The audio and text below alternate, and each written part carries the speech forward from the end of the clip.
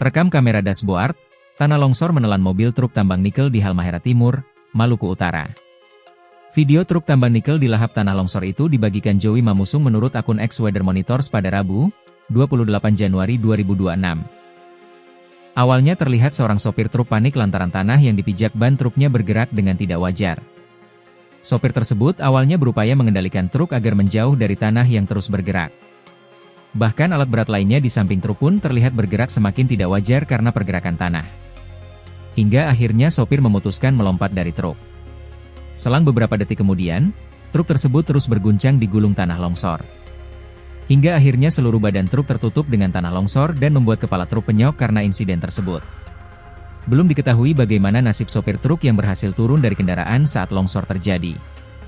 Namun dilaporkan bencana longsor tambang nikel itu dialami salah satu perusahaan nikel legal di Indonesia pada Jumat, 16 Januari 2026. Dimuat Tribun Timur karena peristiwa naas tersebut Muhammad Alif Al-Rasyid, pemuda asal Cake, Kabupaten Nrekang, Sulawesi Selatan, dilaporkan menjadi korban longsor di area Site, tambang nikel, di Halmahera Timur, Maluku Utara. Selain Alif, dua pekerja lainnya Kenel Palilingan dan Rivaldi Datun Solang dari Sulawesi Utara masih belum ditemukan. Hingga saat ini baik dari pihak kepolisian dan perusahaan yang terlibat juga belum memberikan keterangan lebih lanjut terkait dengan musibah tersebut.